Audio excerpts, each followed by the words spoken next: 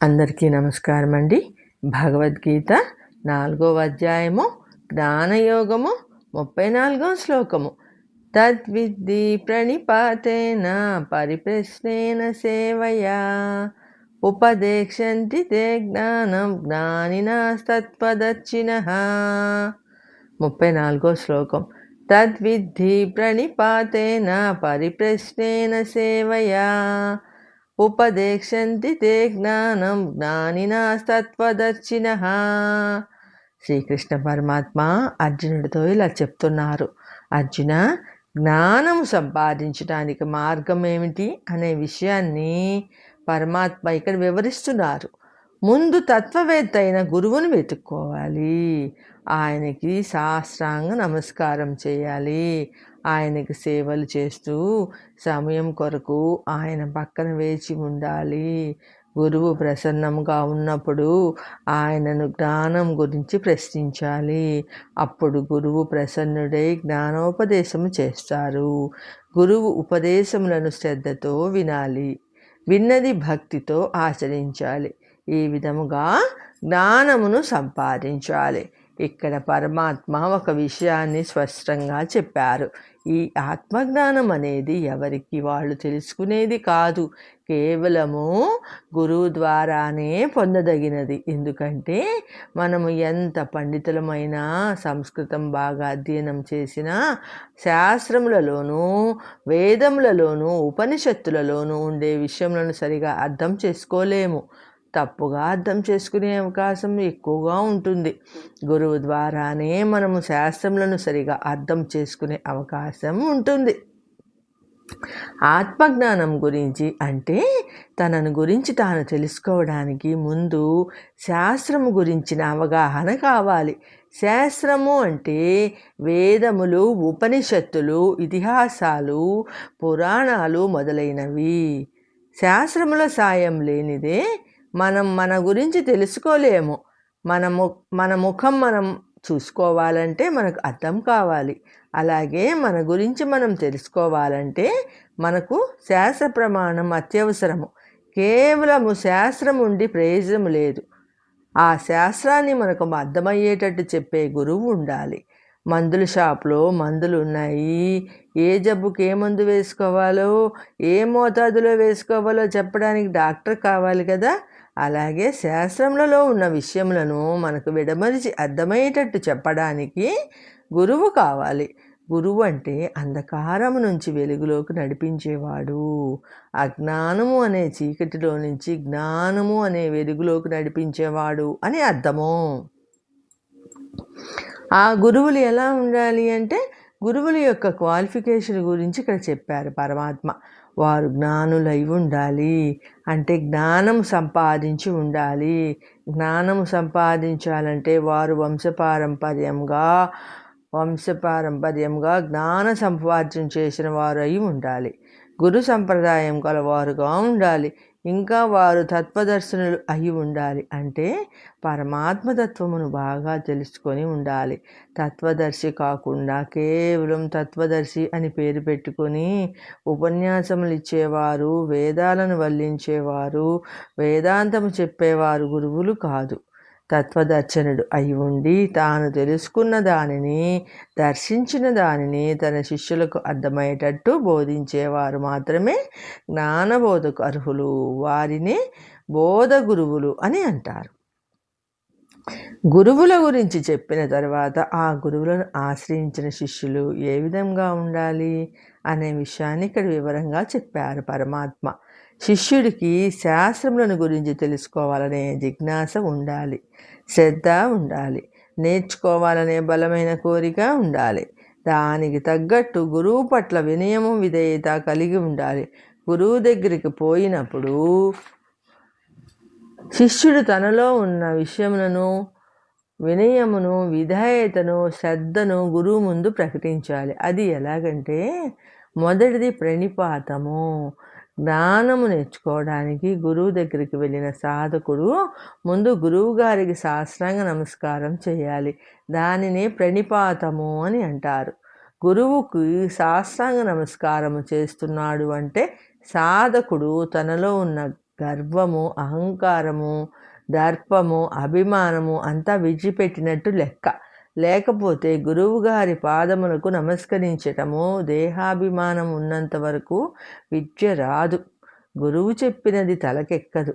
ఎందుకంటే ఈ గురువుకి ఏం తెలుసు, నాకన్నా ఈయనకు బాగా తెలుసా అని మనసులో అహంభావము, అభిమానం ఉంటే ఆ శిష్యుడు ఏమీ నేర్చుకోలేడు.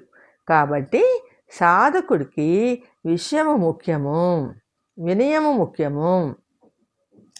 పోనీ నిలబడి దండం పెడితే చాలదా, నేల మీద సాష్టాంగ పడాలా అని కొందరు అనుకుంటారు. గురువుగారి పాదములను తాకటం వలన అహంకారం నశించి వినయము, శ్రద్ధ, గురువుగారి మీద భక్తి పెరుగుతాయి. గురువు ఎప్పుడు శిష్యుడు తనకి ఇలా నమస్కారం చేయాలి అని అనుకోడు.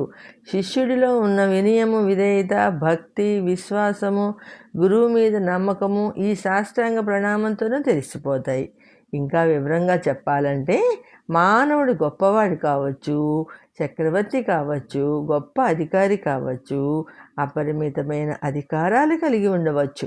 కానీ భగవంతుని ముందు, గురువుల ముందు, తత్వవేత్తల ముందు సామాన్యుడే. పరమాత్మ దృష్టిలో ఈ ప్రాపంచికమైన, వ్యవహారికమైన పదవులకు, హోదాలకు విలువ ఏమీ లేదు. ఎందుకంటే ఇవన్నీ ఈ శరీరానికి చెందినవి, పైగా కొంతకాలానికే పరిమితమయ్యాయి. ఈ శరీరము శాశ్వతము కాదు, ఈ పదవులు శాశ్వతము కాదు. శాశ్వతమైన పరమాత్మ ముందు అశాశ్వతములైన పదవులకు, హోదాలకు విలువేమీ లేదు. బ్రహ్మ బలమే నిజమైన బలము, హోదా, అధికారము అన్నీ కూడాను. ఉదాహరణకు విశ్వామిత్రుడు తనకి ఎంతో బలగము, హోదా, కీర్తి, పరాక్రమం ఉండి కూడా వశిష్ఠుని బ్రహ్మ బలాన్ని గెలవలేకపోయాడు. తుదకి వశిష్ఠునికి సాష్టాంగ నమస్కారం చేసి ఆయన చేత బ్రహ్మర్షి అని పిలిపించుకున్నాడు. పూర్వకాలంలో చక్రవర్తులు, రాజులు తమ తమ రాణులతో కలిసి వనములకు వెళ్ళి అక్కడ ఉన్న మునులను దర్శించి వారికి ప్రణిపాతము చేసి వారి ఆశీర్వచనములను పొందారు అని వింటూ ఉంటాం మనం. ఈ రోజుల్లో కూడా ధనవంతులు, వ్యాపారవేత్తలు, రాజకీయ నాయకులు, ఉన్నత పదవులలో ఉన్నవారు రమణ మహర్షికి, పరమాచార్యకు ప్రణిపాతము చేసిన సంఘటనలు ఉన్నాయి. కాబట్టి గురువుల ముందు గర్వమును, అహంకారమును వదిలిపెట్టి ప్రణిపాతము చేయాలి. ఇంకా రెండవది పరిప్రశ్నేన. గురువు గారికి సాష్టాంగ దండ ప్రణామం చేసిన తర్వాత తనలో ఉన్న జిజ్ఞాసను, తపనను ఎలా ప్రకటించాలి అంటే గురువుగారు ప్రసన్నుడుగా ఉండగా చూచి ఆయనను తనలో ఉన్న సందేహములను గురించి ప్రశ్నించాలి. దానినే పరిప్రశ్న, కటువుగా కాకుండా, వాద ప్రతివాదముల రూపంలో కాకుండా, వితండవాదముగా కాకుండా, సౌమ్యంగా భక్తిభావంతో గురువుగారిని ప్రశ్నించాలి. తానే వేయబోయే ప్రశ్న గురువుగారిని అడగవచ్చునా అని 1-2 సార్లు ఆలోచించి అప్పుడు అడగాలి. ఆయన ఇచ్చిన సమాధానములను భక్తితో అర్థం చేసుకోవాలి. అంతేకాని నీకేం తెలుసు, నీకన్నా నాకే బాగా తెలుసు అనే భావన మనసులో రానీయకూడదు. మూడవది సేవయా, అంటే గురువు సేవ చేయాలి. అది ఈ రోజుల్లో సాధ్యమయ్యేది కాదు. పూర్వం గురుకులంలో ఉండే శిష్యులు గురువుకు సేవ, శుశ్రూష చేసేవారు. సేవ చేయడము అంటే గురువుకు దగ్గర అవ్వడము. అప్పుడు గురువు గారికి నీ తత్వము, నీ స్వభావము అర్థమవుతుంది. నీకు ఎలా చెబితే అర్థమవుతుందో గురువు గారికి అర్థమవుతుంది. అంతేకాకుండా గురువు గారి అనుగ్రహము, కటాక్షము పొందాలంటే శుశ్రూష చేయాలి. గురువుగారి కటాక్షము లేనిదే ఆధ్యాత్మికంగా శిష్యుడు ఒక్కడికి కూడా ముందుకు వేయలేడు. కాబట్టి గురు బ్రహ్మ, గురు విష్ణు, గురుదేవో మహేశ్వర, గురు సాక్షాత్ పరబ్రహ్మ అని అన్నారు. గురుసేవ, దైవసేవ రెండూ ప్రతి మానవుడికి అవసరమే. కాబట్టి గురువుగారి వద్ద విద్య నేర్చుకోవడానికి ప్రణిపాతము, సేవ, పరిప్రశ్న గురించి పరమాత్మ ఈ శ్లోకంలో వివరించారు. మరి గురువు బాధ్యత ఏమిటి? గురువు శిష్యునికి ఏమి ఉపదేశించాలి అని అంటే ఉపదేశంతి అంటే గురువు శిష్యునికి జ్ఞానమును ఉపదేశిస్తాడు. అజ్ఞానము అనే అంధకారంలో ఉన్న వాడిని జ్ఞానము అనే వెలుగులోకి తీసుకొని వెళతాడు. అడిగాడు కదా అని తనకు తెలిసి తెలియని విషయాలన్నీ చెప్పి శిష్యుడిని మరింత అంధకారంలోకి నెట్టకూడదు. ఏది సత్యము, ఏది అసత్యము, ఏది శాశ్వతము, ఏది అశాశ్వతము అనే విషయాన్ని ఉపదేశిస్తారు గురువుగారు. గురువుగారు ఉపదేశించిన జ్ఞానమును శ్రద్ధాభక్తులతో విని ఆకలింపు చేసుకొని ఆచరించడం శిష్యుడి కర్తవ్యము.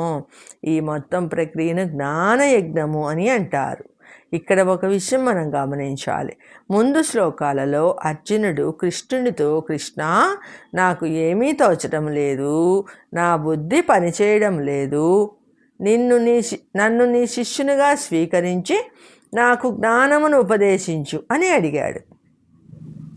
అప్పుడు కృష్ణుడు అర్జునుడికి జ్ఞాన కర్మ యోగముల గురించి చెప్పి ఇంకా పై విధముగా, అర్జున, సాధకుడు మంచి గురువు వద్దకు పోయి ఆయనకు ప్రణిపాతము చేసి ఆయనకు సేవ చేసి జ్ఞానమును పొందాలి అని అన్నారు పరమాత్మ. అంటే జ్ఞానము కేవలము గురు శిష్య పరంపరగా వస్తుందే కానీ సొంతంగా శాస్త్రములను అధ్యయనం చేయడం వలన రాదు అని చెప్పారు పరమాత్మ. నెక్స్ట్ 35వ శ్లోకంతో కలుసుకుందామండి. సర్వేజన సుఖినో భవంతు. జై శ్రీమన్నారాయణ అండి.